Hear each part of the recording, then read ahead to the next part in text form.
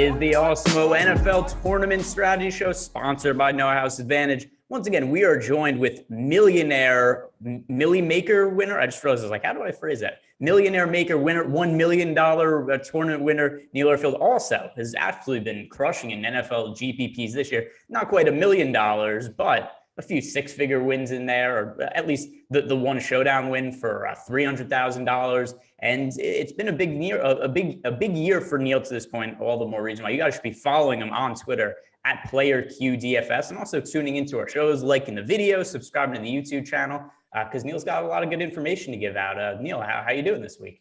Yeah, I'm doing well. Yeah, it's been a very good showdown season for me. Still waiting for my first big win on the main slate. Last week was just awful for me. I don't know about you, but all the injuries, things just did not go my way. How about you? How'd you do last week? So it was funny because in general, my lineups were not great last week, but I had one lineup that was carrying the weight for me on DraftKings where I was up like 5 figures for most of the day just because I had one lineup that was good when the rest of my lineup sucked, which is really all that matters sometimes in DFS. And I was holding on until the end of the Chargers-Browns game. So ultimately, I ended up being slightly profitable for the slate, but it was one that I had one of 150 lineups that was any good, but that was enough. It was a Buccaneer stack with Myles Gaskin as the run back. So that was brave, pretty bold to use Myles Gaskin last week because he had done so little the week before. So yeah, nice I would like to say it was a conscious effort as much as it was just that, hey, I think most of my lineups last week had, I can't remember who my run back was from the Dolphins along my Buccaneers stacks, but I was pretty high on Brady and Antonio Brown and Chris Godwin. I didn't have really enough Mike Evans, but it wasn't like a conscious effort. It wasn't like I was going into fantasy coach to be like, give me Myles Gaskin. Like, I'm almost positive I had him in one of 150 lineups. It just happened to have a lot of other good players around him. But nice. Either way, it kind of ended up burning out at the end of the slate. Would have been nice had there been like 1 or 2 less touchdowns scored in the Chargers-Browns game. But yeah, agreed. Yeah, but that aside, we do have a good slate to talk about this weekend. Somebody who wasn't on the main slate. This is really where I want to start this show, Neil, to ask you about is Lamar Jackson.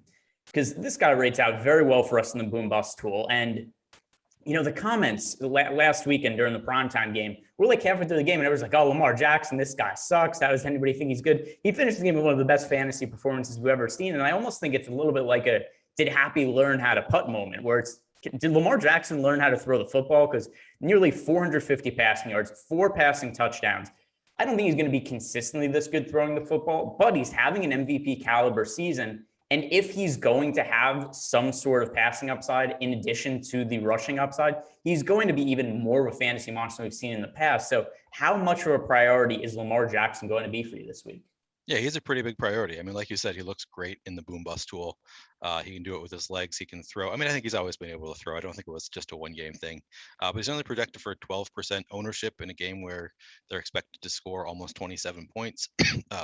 The boom bust tool, he's 26% boom probability, 20.6% optimal. That's really good. I mean, I don't know how you would want to get away from that. The top stacks tool doesn't like him quite as much, but I think that's just because it's hard to know who to pair him with generally. So usually the top stacks tool quarterbacks don't look as good when they're not as concentrated, when it's not as clear who their top receiver is. But I still think, you can throw Lamar Jackson out there either with a stack or just naked by himself. I think he's a great play this week. Yeah, and I'm pretty sure, I could be wrong on this, but I think this is the case. I think this is the highest boom rating we've seen on any individual quarterback this year. I also think it's the highest odds of anybody being the optimal quarterback in the winning lineup. So I'm pretty sure Lamar Jackson is going to be my most rostered quarterback for the entire season, unless something really changes in our data. I could see myself being very heavy on Lamar Jackson. I'm going to be doing this twofold. I'm going to be making some stacks of him with Hollywood Brown and lineups with Mark Andrews, but I'm also going to be playing a handful of my lineups with him that are naked without any of his wide receivers or Mark Andrews at tight end. Now, I know you mentioned that as an option, but in terms of priorities for you, are you going to be looking to stack him more, play him naked more, or a mix of the two? I think I'll probably stack him more often. It's not really a strong lean either way in this one, just because he's so good and he's cheap enough that he could potentially get there without a stack, but he is still, I guess, expensive enough that most likely he's not going to get there on his legs alone. So he's going to have to throw a couple touchdowns probably to pay off that 7,400 price tag, unless things go really weird. I mean, it is possible because he is Lamar Jackson. He could have 100 yards on the ground and a couple of rushing touchdowns, and maybe he doesn't take anybody with him. I think it's more likely at that price tag, if he pays it off, that he will take one, probably a skinny stack, but not totally necessary.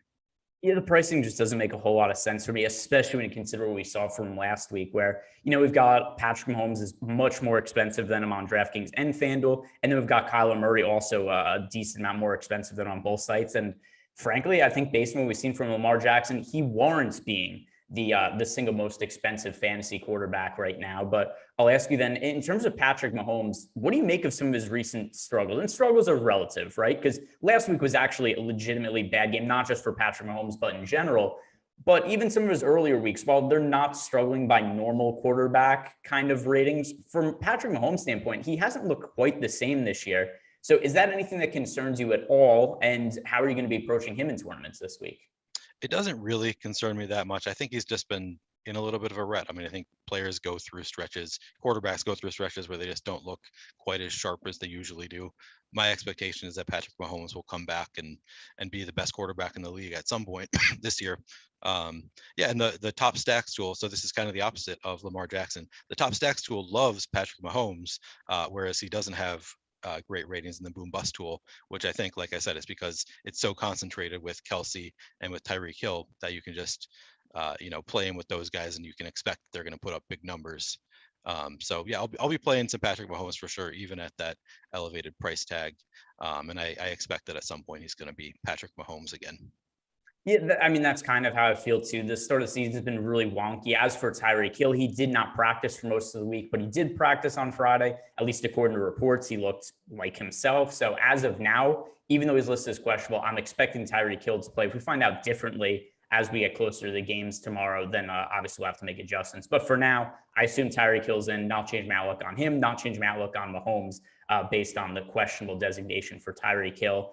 One other quarterback that I really wanted to ask you for your takes about, and that is going to be Daniel Jones, because this is a really weird situation to me. And I think it's something that's really hard to capture in data, where Daniel Jones, because of his rushing upside, because of his price point, he is the second best boom rating on all of DraftKings in our tool. He also is the second best boom rating amongst all quarterbacks over on FanDuel in our boom bust tool. However, he looked terrible last week in terms of the injury. Right? I mean, he gets hit. He can barely stand up on his own. If you look closely, he's foaming at the mouth after taking a hard hit. I'm shocked that he's going to be able to play this week. I thought for sure we were going to see Mike Glennon, the quarterback for the Giants. And he rates out as under-owned. He rates out as having a really good boom score in our tools. But how do you factor in that kind of injury he had last week in terms of, will that limit the amount the Giants are willing to have him run the football? And will it potentially limit his effectiveness? Yeah, that's a really good question. And that's something that is kind of hard for any tool, on any site. No tool is really going to capture that kind of thing where it's like, unless you go in and manually adjust how much you expect him to run, all the tools are going to expect him to run at the rate that he would usually run against the Rams. And you're right, maybe they changed the game script a little bit. So normally I would look at this and see 5% projected ownership, 14.8% boom, 8.8% optimal. And I would love that. And I would want to get to 12%, well above the field. In this case, it scares me a little bit. Yeah, I think you're right about that. It is a situation that's a little bit different than you can really project for. And on top of that, just throw in against the Rams. I don't think that should have much success against the Rams. So maybe I'll try to get just slightly over the field and take some chances there, because 5% projected ownership is something that I like to see in a quarterback. But yeah, probably not way over the field for Daniel Jones.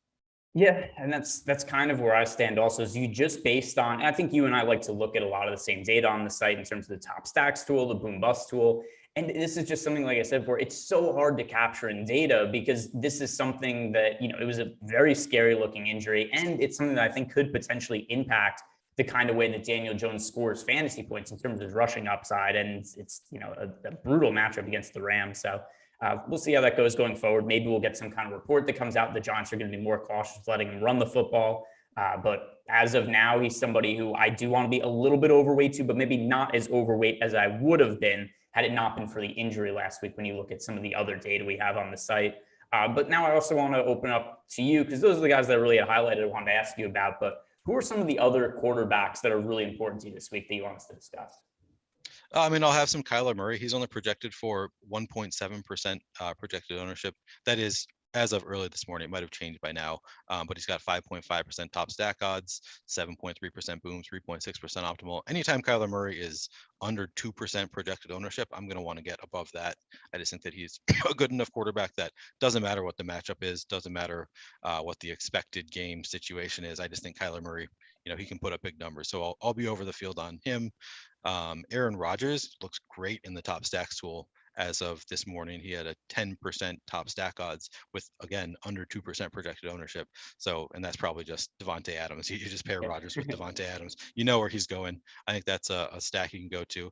And then the guy that I had in all of my first builds, so just my no research putting lineups in, Joe Burrow. I think even though he doesn't look that amazing in the tools, I feel like he's a guy that against the Lions defense, you just don't really know how they're going to score, but they're going to score a lot of points against the Lions defense. It could be Joe Burrow. He's got some great stack options in Jamar Chase and Tyler Boyd, and to a lesser extent, T. Higgins. He's projected for 7.4% ownership with 9.6% top stack odds and 8.6% boom probability. So those numbers look good. He is only projected to be in the optimal 4.6% of the time, according to the Sims. So not quite so good there, but yeah, I'll be taking some shots probably over the field if he really is at 7.4% ownership. And then how are you going to be handling Justin Herbert, who, to me, I'm surprised there aren't more people chasing the points from last week. He's projected for 3.9% ownership over on DraftKings. On FanDuel, a little bit higher, projected at 5.5% ownership, but still, relatively low. And here's something about Justin Herbert that I think is pretty interesting this week. And it is that Mike Williams is questionable to play, didn't practice during the week. He's dealing with a knee injury. If he's out, it's pretty reasonable to say that the majority of the targets in that offense and any potential production is going to go to Keenan Allen. So the reason that I think I would kind of like Justin Herbert here, particularly if Mike Williams gets ruled out, is just the stacking becomes so clear where it's just, hey, Justin Herbert's Keenan Allen. If Justin Herbert has a big game, Keenan Allen most likely has a big game as well. So it shouldn't really be the case, but this kind of how DFS works sometimes. If Mike Williams is out, I'm actually going to like Justin Herbert more just because the stacking options become so clear. Is that something you've thought about at all? Yeah, it's the exact same thing that we talked about last week with Daniel Jones, with his top receivers being out. Yeah, so now we've got Keenan Allen and we've got Jared Cook, I think will be the main targets that we'll look for in DFS. And they're just going to be without Mike Williams, who has been just a monster this year. They are going to be too cheap, and the passing is going to be condensed. So yeah, I'll like Justin Herbert better if Mike Williams is out, because you can just put him in there with Keenan Allen or Jared Cook and feel pretty good that they're going to score some points. Yeah, and also as never mind. I thought we had a question that was relevant to that, but it was not in the YouTube chat. So yeah, any other quarterbacks you want to discuss? If not, then it's time to talk about some of the chalk over running back and probably what could be one of the most popular plays of the season so far in Kareem Hunt. But any other quarterback thoughts? No, I'm happy to move on. All right, so let's jump into the Kareem Hunt talk then. Who, listen, there's going to be no Nick Chubb this week. Kareem Hunt was a little banged up at practice this week, but still, even though he's been listed as questionable, it's not a real concern for me. In fact, I think the main reason that they held him out of practice this week is they just want to limit the wear and tear on him, because they're expecting that at least for this week, Kareem Hunt is going to have to handle a massive role. So I think more than anything, that's the reason we saw some limited snaps for Kareem Hunt and limited time in practice this week. But the question then here becomes, in terms of just overall ownership with Kareem Hunt, he's currently projected for 24% ownership. I kind of think that number is going to go up over on FanDuel as we get closer to lock, because that number is just way too low in my personal estimation. Over on DraftKings, we currently have Kareem Hunt projected also 25% ownership. Those numbers just have to come up. We currently have Kareem Hunt in 44% of the 44% optimal lineup odds over on DK, 35% on FanDuel. So I'm going to ask you this way. Everybody's going to be playing at least some amount of Kareem Hunt, but how much Kareem Hunt is too much to play, Neil? So I don't know that there is a too much answer. I mean, I'm not going to go 100% Kareem Hunt.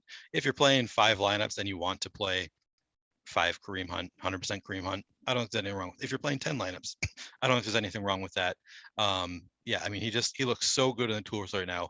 But I want to make a general point here, which is that so a lot of my analysis in this show, because we're so close to the slate, I think that this is kind of the first time that you can really focus on the tools. So I think when you and I are talking today, we're really focusing on the tools, the boom bust tool, the top stacks tool, those kind of things. And our analysis is focused on where we can find good spots based on the ownership and based on what the tools are telling us. So the general point I want to make is if you are an Awesemo subscriber, make sure that you're checking back and looking at those tools again later tonight, tomorrow morning, because these things most likely will change between now and then. And if you're not an Awesemo subscriber, check out the shows tomorrow because they will, they'll have the updated information. So currently, I think, if he's really only going to be, so the number I see is, so it's already changed since I did my research. I see 28.7% projected ownership on DraftKings, but 49.2% boom probability and 42.5% optimal probability. I mean, that is just such a good spot that I don't think that you can really go too heavy on Kareem Hunt if those numbers remain the same. I expect the same as you, though, that his projected ownership will go up. And in that case, I'll probably, if the numbers still look like he's in a better spot than the projected ownership, I'll still be over the field most likely. But it's not like a can't fail spot. So I don't want to recommend 100%. I'm saying you can do it if you feel really good about it. But he is 6,200. It's not like he's a 3,800 running back in the against the Lions or something. It isn't a can't fail spot. So I'm not going to go 100%, but if the numbers stay the same as they are right now, I'll definitely be over the field on Kareem Hunt. Yeah, and also just for transparency purposes, I've not yet built lineups on FanDuel. I did on DraftKings, and my exposure to Kareem Hunt was right around 70% in the initial build I did. Obviously, that's still pending a little bit more information, but as of now, it looks like he would be my most rostered player of the entire season. And I want to ask you a follow-up question because we've got a couple people in the chat here. We've got Jules Santana is saying that in 4 games without Nick Chubb for his career, he's averaged 2 less fantasy points, that being his time where he's been with Cleveland. And somebody else, I think it also brought up in YouTube chat, that overall Nick Chubb Kareem Hunt when Nick Chubb is out has been a worse fantasy producer. Here's my response to that. 4 games, number one, doesn't really mean anything. Neither does 2 fantasy points. Also, there's a lot of other factors there in terms of what was the overall game script of those games, right? I remember there was a brutal weather game last year where Nick Chubb was out and Kareem Hunt had played in really bad weather conditions. So that's something that could be a factor. But I'll ask you, is anything like that anything that ever weighs on your mind when you're making lineup decisions? I mean, if I think that there is an explanation for that kind of number, for him putting up less fantasy points, and there's a big enough sample size, I think in this scenario, I don't think it's something that I'm going to factor in because, like you said, it's 4 games is a really small sample size. The Browns are expected to win in this game, and they're expected to put up 26 fantasy points, and they like to run. So yeah, in this particular scenario, I'm not going to factor in the 4-game sample size of Kareem Hunt without Nick Chubb on the Browns. Yeah, and actually, I'm going to really quickly bring up those games from last year and see. And the other thing also to consider, this is a very easy matchup for him. And that's also something that I think kind of gets missed with some of that when you look at like, oh, look at what happened last year in games where Nick Chubb was out. And you don't know what was the circumstance for Kareem Hunt in terms of were there offensive linemen that were out for the Browns? Was it a difficult defensive match? What was the weather like? Because like I said, I remember at least one of those games last year was a really bad weather game. And that was something also that impacted the amount of targets he got in that game because the Browns were not able to throw the ball. Neither team was able to throw the ball in that one game he started last year. I'm trying to recall exactly which one it was by looking at his game log. But I think just looking at individual games and seeing like, hey, these 4 games, Kareem Hunt was worse than when Nick Chubb is also in the game. I think you have to ask yourself, why was he worse? Like, is there a specific reason you could point out as to why? Or is it just something that's kind of, random, natural variance in terms of football games? Because at least logically, if Nick Chubb is out, Kareem Hunt has to play more snaps, he has to be on the field more, he has to get more touches. Therefore, that increases overall production. And you also have to consider the matchup. So I'm not too concerned about those games from last year, unless something drastically changes with Kareem Hunt's projected ownership. As long as we have him at this like 25% number, he's the best overall play on the slate for me. Yep, agreed.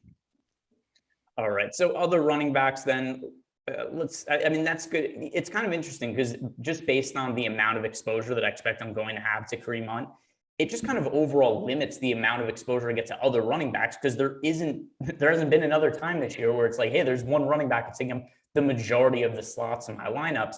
But tell me, in terms of other running backs, or maybe if you're looking to pivot off of Kareem Hunt, is there any one guy that stands out?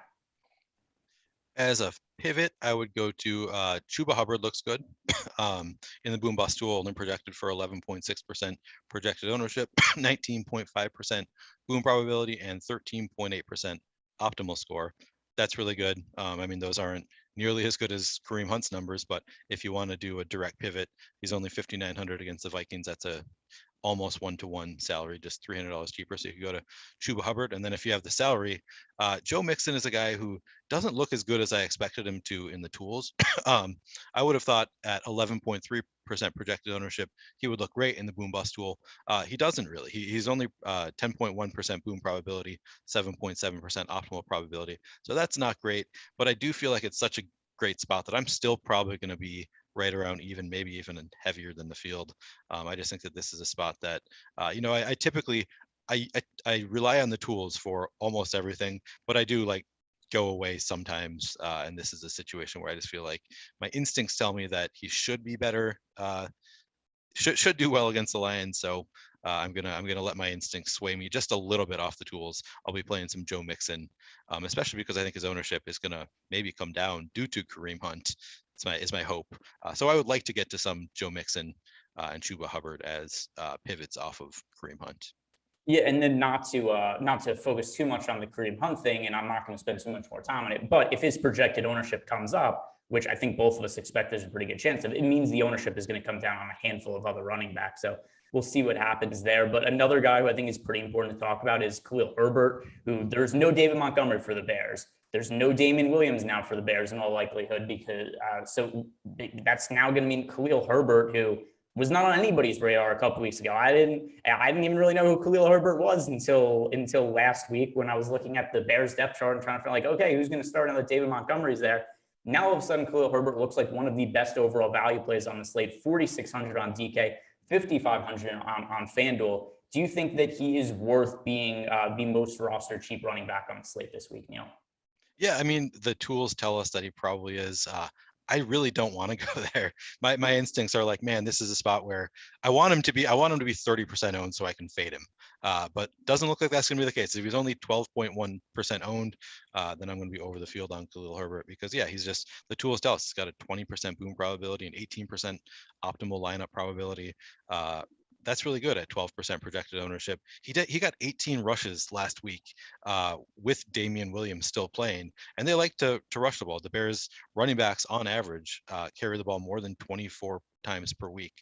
So I think that he's just going to have the volume there, most likely, to get there. The one thing that does concern me a little bit is that he doesn't seem to be much of a receiver. From what I can tell, he wasn't much of a receiver in college, and he had 0 targets last week, or at least 0 receptions last week. So maybe not that big in the passing game, which limits his upside some. But at 4,600, you might not need it. So yeah, I'll be over the field on Khalil Herbert if these numbers stay as they are now. Yeah, and then that's exactly where I am too. My confidence level in Khalil Herbert extremely low. Except he's very cheap. He appears like he should be the lone running back in the backfield, just given the other injuries there. So when you kind of get that kind of price point on a running back in a situation where they didn't have any issue, like you said, playing him a massive workload last week with all the carries he got, even with Damien Williams in the mix. And that was something in the even Damien Williams played well in the first half, and they still went to Herbert for the most part down the stretch of the game, which maybe shows you what kind of confidence that the coaching staff has in him as a running back. So if that ownership stays low, he's another guy that's going to be a core play for me.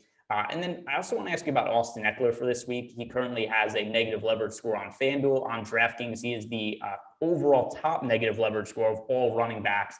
And it's not something that's so crazy. I think we have to outright fade Ekeler, but I'm probably going to be somewhere around half to a third of the ownership the field has on him. And another thing also about the Ekeler ownership, all the more reason for me to like that combination of Justin Herbert to Keenan Allen if Mike Williams gets ruled out, because that would give us a little bit of leverage off of the ownership coming in on Austin Ekeler.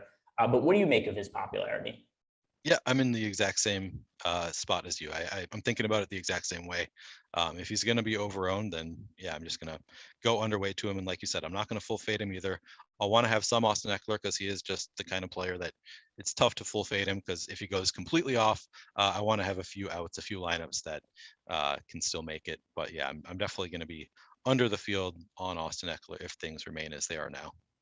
Yeah, and it's certainly weird to see on DraftKings the most expensive running back on the slate this week is Austin Ekeler, and that's because there's no Derrick Henry, there's no Christian McCaffrey. Derrick Henry playing on the main slate, Christian McCaffrey out. So certainly, obviously, Austin Ekeler is the most expensive running back on DK, and also taking up a lot of ownership on FanDuel. He's the second most expensive running back, Dalvin Cook being number one, and on DK, Cook is the second most expensive running back. But now let's talk about Dalvin Cook, who last week he was out. Alexander Mattison absolutely went crazy. He was a chalk play and certainly paid off in a big way. Do you think there's going to be any kind of restrictions or any reason for us to try to maybe get away from Dalvin Cook based on, number one, the injury, and two, how well Alexander Mattison played last week? Is there a chance that we see Mattison maybe pick up a few more snaps that could cut into the overall production of Cook? I mean, it's definitely a concern. I think if Cook plays, I'm going to try to have some Linus. I mean, he looks great in the boom bust tool. Or I shouldn't say he looks great. He looks slightly above average in the boom bust tool. I kind of like him there. It is a concern that I'm sure will draw some ownership off of Dalvin Cook. And there are so many other running backs that I like better in their spots that I'm not going to have a ton of Dalvin Cook. But I think I'll take some shots that they just use him in almost a full workload. And Dalvin Cook's good enough that he doesn't even need a full workload necessarily to pay it off. He could score a couple touchdowns, get 100 yards without getting all of the carries. So I'll probably want to be slightly over the field on Dalvin Cook if he is playing. Yeah, and the other thing too with Dalvin Cook for this week is I didn't really find, and actually this factors in with Austin Ekeler too, is at least in the initial build that I did, it didn't seem like paying up for running backs was overall the way that Fantasy Cruncher was spitting out a lot of my lineups, where when I'm getting to a lot of Kareem Hunt, getting to a lot of Khalil Herbert, and then being able to spend up at wide receiver, I think that is going to be my preferred build for a lot of my lineups this week, which is going to overall limit the amount that I spend up at running back. But is there anybody else here at the running back position that you think is a very high priority this week? I don't know that I'd say very high priority. I think that I'd touch on Ezekiel Elliott. I think he's in a good spot against the Patriots. Dallas is favored to win, and they're expected to put up 27 points. So I feel like Zeke could just have a big game. But he doesn't look that amazing in the tools. I thought that the Colts running backs would look great in the tools this week, and none of them do. And that might just be because it's kind of a three-headed monster. I think I'm going to sprinkle all of them in anyway. Just because it's hard to know the way that game's going to go. So they don't look great in the tools. This is all just 100% a gut play. But I just feel like it's a spot where they're expected to win by a lot against the Texans. The Texans can't stop anybody. It wouldn't surprise me if they just run them into the ground. So I'm going to have some Jonathan Taylor.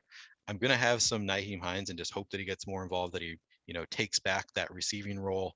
And I'm even going to have some Marlon Mack because, seems like they're trying to showcase Marlon Mack a little bit, and it would not shock me if, they get up big and they just decide to run it out with Marlon Mack. And he's only 4,000. So it's totally just a gut play, but I think I'm going to sprinkle in some of those Colts running backs across my lineups.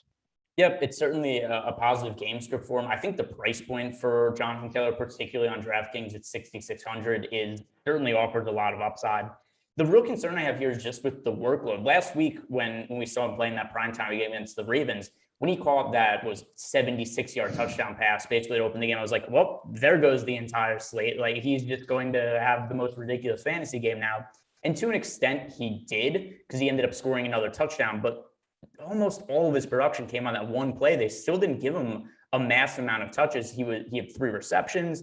He ended up rushing the ball 15 times. So, I mean, that seemed like a game where we were going to see, like, all right, 25 plus touches for Jonathan Taylor. And they've just been fairly cautious with his workload so far this year. So my expectations are a little bit tempered relative to how I viewed him entering the year, except the upside still remains the same, which makes him at the very least a high upside tournament play at 6,600 on DK. But I feel like we've talked about pretty much everybody of relevance here. Is there anybody we missed that you really want to bring up? No, I mean, it looks like a lot of people are going to play Darrell Henderson. I think he's a fine play. I'm going to have probably be about even with the field on Darrell Henderson against the Giants, just because they're going to score a lot of points. They should be in a positive game script. So yeah, I'll play some Darrell Henderson. Looks like some people are going to want to play Devontae Booker, and he looks very overowned according to the tools. So he's not a guy that I'm going to be playing a lot of. But yeah, that's all I have to say about the running backs, I think.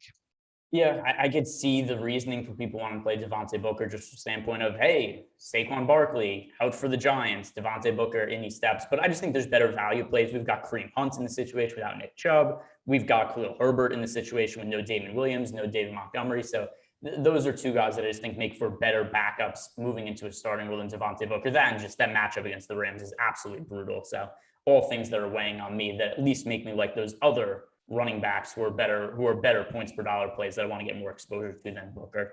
Before we move on, today's show is sponsored by No House Advantage, and totally different way to play daily fantasy sports over at No House Advantage. These are prop-based daily fantasy sports contests. We also have free projections for No House Advantage over on Awesemo.com. So if you're ever unsure of, hey, who do I play? What props do I look at? Because there's a lot on the site. I think over 500 they've posted each week. You could head it on right over to Awesemo.com and look at which of our props have projected the best odds, the overs or unders. Also, if you're making your first deposit, use the promo code Awesemo, and that will get you $25 bonus on your first deposit over at No House Advantage. Sorry if I cut you off. There was something else you wanted to add? No, there was not. Sorry. No, all good. All right, so let's move over to the running back. We just talked about running back. Move over to the wide receivers now, and the first thing I want to ask you about is just how you're going to be handling some of these injuries. We talked about Tyreek Hill a little bit. We talked about Mike Williams. In terms of Tyreek Hill, I'm personally expecting to play. Mike Williams, I'm very much on the fence with. But how are you going to be approaching some of these wide receiver situations with two wideouts who are, by the way, Tyreek Hill, second most expensive wide receiver on DK this week. Mike Williams, third most expensive wide receiver. How do these injuries impact how you view them? It probably means that they'll be underowned if they play. So, I mean, this is why I don't typically build my lineups until Sunday morning, because I just think, I don't know how you really plan around it too well, because there's just so many moving parts on this slate in particular. So I think for me, it's going to be, yeah, if Mike Williams plays, he actually looks really good in the tool, which, man, I can't believe how well he's doing this year and how he just continues to just show off. I mean, he's just been amazing. So yeah, if he plays, I'm probably going to be over the field on Mike Williams. Tyreek Hill doesn't look nearly as good in the boom bust tool.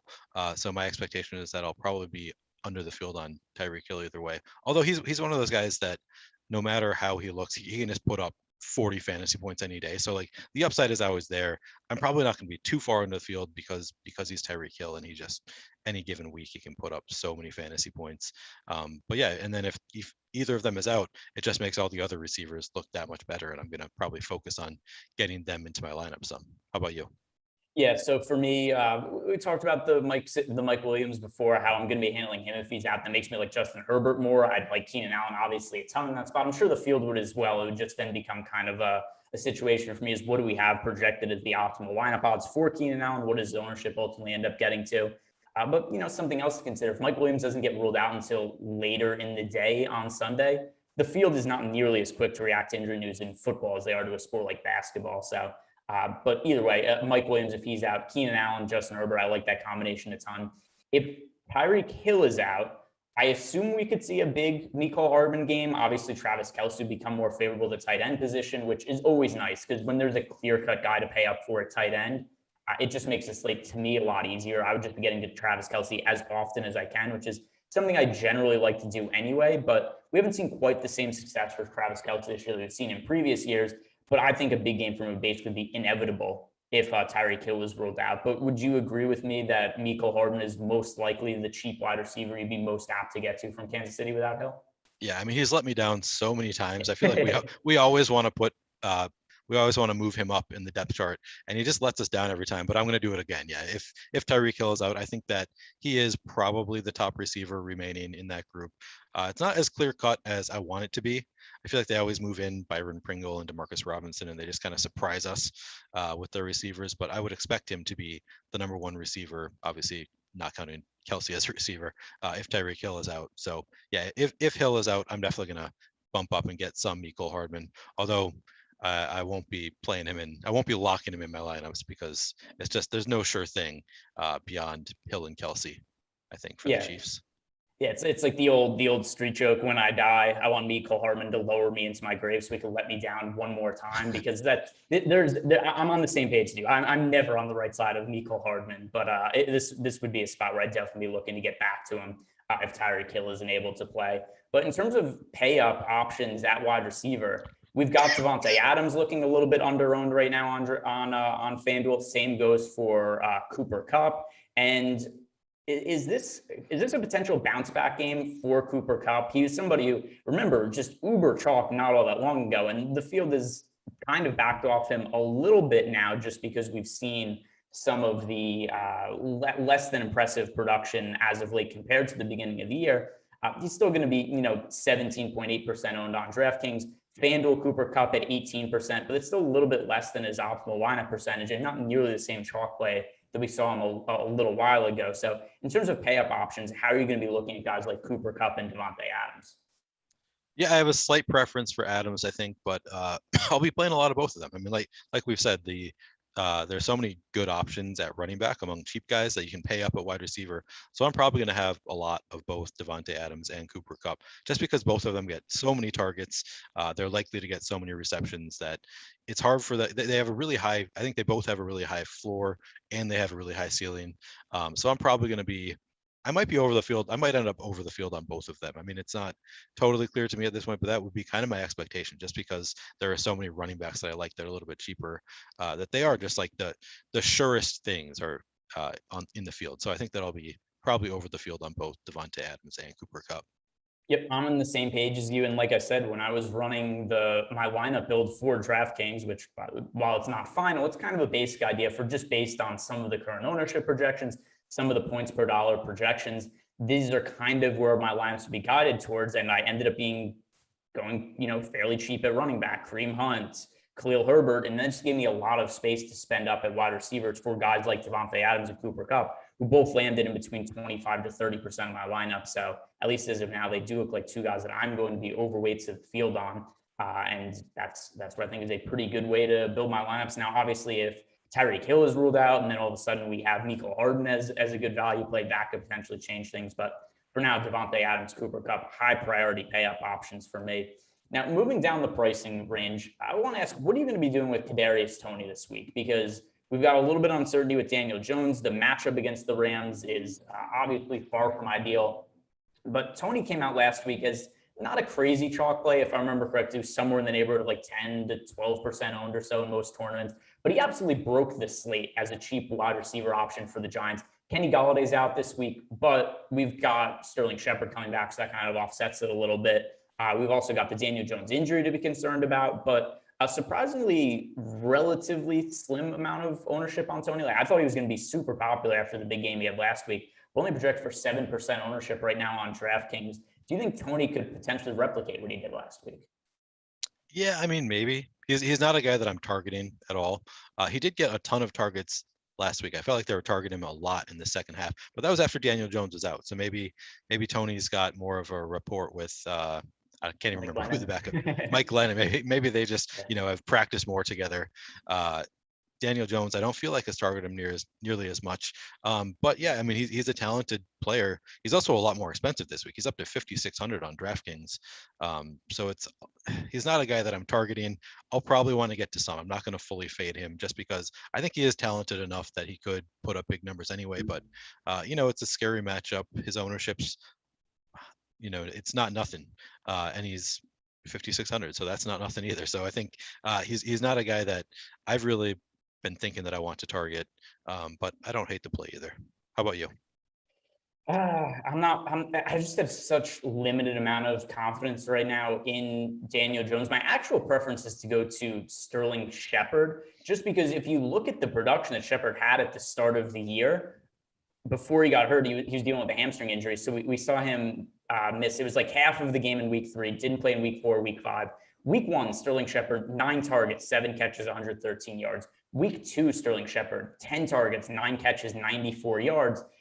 like you said, a lot of the success that Kadarius Toney had last week, it came with Mike Glennon at quarterback. And the last time we saw Sterling Shepard on the field with Daniel Jones, he was clearly the go-to guy for the Giants. The 5,000 price tag to me is really reasonable. And I feel like everybody's just totally forgotten what happened with Sterling Shepard. So it's kind of a weird way to answer your question, but the reason that I'm not really high on Toney right now is just because I'm so high on Sterling Shepard relative to what we saw from him early in the year. It's a good game script for the Giants to have to throw the ball. He has an 11% boom percentage on DraftKings right now. So that's kind of where I'm leaning with the Giants passing game. But have you considered Shepard at all? Yeah, I think that Shepard, I'm 100% with you. I think Shepard is, Daniel Jones seems to like him better, and he's cheaper somehow. I mean, that really shocks me. If the numbers were reversed, it'd be more of a question for me. But with Shepard being cheaper and having a higher boom probability, higher optimal lineup probability, I like Shepard a lot better than Toney, and their ownership isn't that different. So yeah, I would definitely take Shepard at 5,000 over Toney at 5,600. Yeah, that's where I'm at with the Toney situation right now. Is I think we have to look back to the last time Sterling Shepard was healthy and Daniel Jones was healthy. Toney wasn't even really involved in the offense. Now, obviously, that could change after last week, but I kind of have to fall back on what we've seen from Shepard when he's been on the field this year, and that is he's been clearly the Giants' number one wide receiver, and he's cheaper than Toney this week. In terms of other wide receivers, who have we not talked about that's really standing out to you? I mean, the Bengals look pretty great. I really like, I mean, Jamar Chase in particular, 15.4% projected ownership, but 22.2% boom probability on DraftKings and 18.5% optimal lineup probability. I told you I really like Burrow. I'd really like to pair him up with Jamar Chase. It's funny because when I did my initial builds, he was the one that I was fading, and I was going to play Boyd and Higgins, but that's just not what the tools show me. And other things that I've looked at, the PFF grades, it looks like both Chase and Boyd are in better spots than Higgins. So yeah, I'll probably be playing some Chase. Boyd also looks really good, 8.4% projected ownership, but 11.6% boom probability and 9.5% optimal lineup probability. I'll be taking a lot of shots, I think, on the Bengals receivers. I don't know what to make of the DJ Moore numbers. Did you look at that at all? I'm a little bit, so he's projected for 3.3% ownership with a 19.2% boom probability, but only a 0.8% optimal lineup probability. It's possible that that's just an error in there, but I don't know what to make of those numbers. If those numbers stay the same, I'm going to want to take some shots on DJ Moore because I value the boom probability. I factor it in a little bit more than the optimal lineup probability. So I think that I'll want to take some shots on DJ Moore. And then same as it ever was, I'll be going back to Robbie Anderson. I can't not talk about Robbie Anderson. He's projected for 6.9% ownership, but 11.9% optimal lineup probability. I just said that I prefer the boom over the optimal lineup, and he's actually in the exact opposite scenario where his boom probability is slightly less than his projected ownership. But he's only 4,800 against the Vikings. I like the spot. I'll probably be a little bit over the field on Robbie Anderson. I wish I could quit Robbie Anderson, but the last 2 weeks, by the way, the production is not there at all. He's been absolutely miserable from an efficiency standpoint this year. But he was targeted 11 times in week 4. He only catches 5 of those passes for 46 yards. Last week, it's targeted 7 times against the Eagles, only ends up catching 2 of those targets for 30 yards. But ultimately, I have to think, given the overall big play ability of Robbie Anderson, that also a lot of his depth of targets come downfield. I have to think if this is a guy who's going to be targeted 7 times a game, if we're going to be seeing this many targets, the production is coming at some point. So I'm going to keep taking shots in tournaments. I'm tired of it. I don't want to do it anymore. Can something give way? Maybe he gets hurt. He decides to retire in the middle of the season because I don't want to play him. I don't want to play him anymore, but I feel like I have to. So I'm on the same page as you with Robbie Anderson. Not necessarily that he's a core play for me, but he's somebody who I will begrudgingly putting into my lineups just from the standpoint, like you said, really low owned, cheap price, and there appears to be a lot of upside based on what we've seen from him so far. Other wide receivers here that you want us to be talking about before moving over to tight end? Yeah, I mean, on the top end, CeeDee Lamb also looks great in the tools. 10.4% projected ownership, 16.8% boom probability, and 14.7% optimal lineup probability. I really like CeeDee Lamb. And then couple Broncos receivers also look really good in the tool. Tim Patrick has the best leverage score in the boom bust tool, only projected for 3.3% projected ownership, but an 8.6% boom probability and 9.1% optimal lineup probability. That's really good. And then Cortland Sutton, if you pay up a little bit more than Tim Patrick at 6,200, 11.1% projected ownership, 14.1% boom probability, and 13.4% optimal lineup probability. It's not a spot that you look at and think, I really want to play these guys against the Raiders in not the best game environment, but the tools really love them and they're going to be really low owned. So that's, or Patrick in particular is going to be really low owned, so that he becomes interesting as a result. All right, heading on over to the tight ends. But first, guys, NHL season is back in action. And if you guys are unfamiliar with NHL DFS, it's okay, because we have a great deal over at Awesemo.com, which gets you all the tools you need to make some money in NHL DFS. If you use the promo code CROSSCHECK, then for only $3, you could get 1 week of Awesemo Plus. That will get you basically everything you need to win: top stacks, lineup builder, access to a premium Slack channel. That offer is only valid until October 18th. So you want to sign up for that right now, because that is 2 days from now, according to my quick math here based on me knowing what date it is. So only 2 days left to sign up for our NHL tools using the promo code CROSSCHECK. That gets you 75% off your first week of Awesemo Plus. All right, let's head on over to these tight ends now. And first off, if you have the salary cap space, you're paying up for Travis Kelce this week, especially if Tyreek Hill is out. That's basically how I view Travis Kelce every week. He's the number one priority option for me at tight end. The only limiting factor is, do I have enough salary to get to Travis Kelce? If yes, play Travis Kelce. If not, then go cheaper. But do you view Travis Kelce the same way this week? My note on Travis Kelce is get there if you have the salary. So yeah, I agree with you on Travis Kelce. Yeah, so not really too much else to add there. Travis Kelce is going to be a priority play for me. Somebody else who, Mark Andrews, who I don't feel like was quite priced up appropriately this week on either FanDuel or DraftKings. Same issue with Lamar Jackson, where last week was really the breakout game for Mark Andrews. We saw him and Lamar Jackson really struggle to hook up in the first 2 weeks of the season. Then we saw Mark Andrews break out in a big way in that game against the Colts, which number one was because of how much success the Ravens had through the air. It was a favorable game script, but still Mark Andrews was able to get open. He was able to connect with Lamar Jackson. I think this is the guy we were expecting coming into the year to see at the tight end spot. I think going forward, Mark Andrews is going to be a terrific fantasy option. Do you think that Mark Andrews is going to be able to maybe not do exactly what he did last week, but maintain his status as a top option for Lamar Jackson? I mean, he's definitely capable. We've seen it before. He's a talented player. He is projected for a 14.8% ownership. So I think that it's not a spot where I'm going to be getting well above the field, but I think that I'll probably try to get about even with the field, just because, you know, that's a pretty high ownership projection. And there are a lot of cheaper guys who could go off. So I'll be taking shots on a lot of different guys, but yeah, I wouldn't be surprised if I get to right around 15% of Mark Andrews. I think he's a talented player. He's got a talented quarterback. They're supposed to put up a lot of points. So yeah, it's not a bad spot for Mark Andrews at all at 5,200 in particular. Yeah, so those are really my two priorities for me at tight end, is going to be either getting to Mark Andrews or Travis Kelce. Darren Waller kind of in the middle. I don't really love the salary on Darren Waller, just because on DK he's 6,600. If I have the salary, I'm most likely just going to be paying for Travis Kelce there. So I didn't really get to Darren Waller a ton of my builds in my lineups and my builds right now. Do you think that is a mistake? No, I don't think that's a mistake. I mean, he's the kind of guy that if you can't afford Kelce, but you have the salary for Waller, play Waller too. I would prefer to get up to Kelce if there's like a 2v2 swap that you can make to get to Kelce instead. That would be my preference in general. But if you really like your lineup and just have, you know, $6,700 left in salary, I definitely would not hate getting into Waller, because, you know, he can get, what did he get? I want to say 19. It can't be 19 targets week one. He had a ridiculous number of targets week one. I think it was. It might have been, yeah. So that can happen. He's, you know, they like him there. It's going to be a weird game with the new head coach. Who knows what's going to happen in Las Vegas? But yeah, I'd prefer Kelce. But if you get to Waller, I don't see anything wrong with that.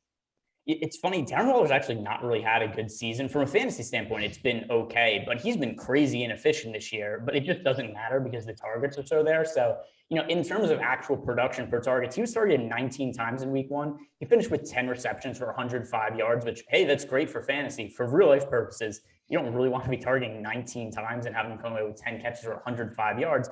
And that's what we've seen a lot of them this year. Like last week against the Bears, 8 targets for Darren Waller, 4 catches for 45 yards. The week before, 7 targets, 4 for 50, 5 for 54 the week before. It's been pretty consistent with him catching so around half his targets and then also them not going for a ton of yards. But if the volume is going to be there, it certainly makes him not somebody I'd write off entirely, but just because of where he's priced, this Travis Kelce is a way higher priority. So I'm hardly getting to any of Darren Waller right now.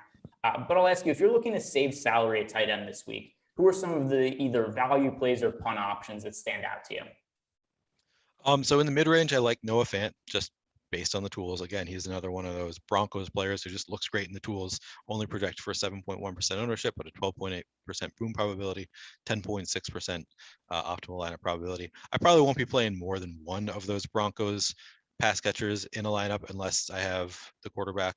But I'll get some Noah Fant. And then at the bottom, Ricky Seals-Jones really pops in the tools, projects for 12.7% ownership, but an 18.4% boom probability. I really like that. And then a 15% optimal lineup probability. They should be throwing it a lot against the Chiefs. The Chiefs defense has been pretty terrible. We haven't really talked about the Washington football team much at all, because who really knows who's gonna score, but they should be putting up some points, throwing the ball a little bit. So I think Ricky Seals-Jones is a guy that you can go to for sure at the low end. And then Jared Cook, I mentioned earlier, looks good. And then if Mike Williams is out, I think Jared Cook will look even better against the Ravens.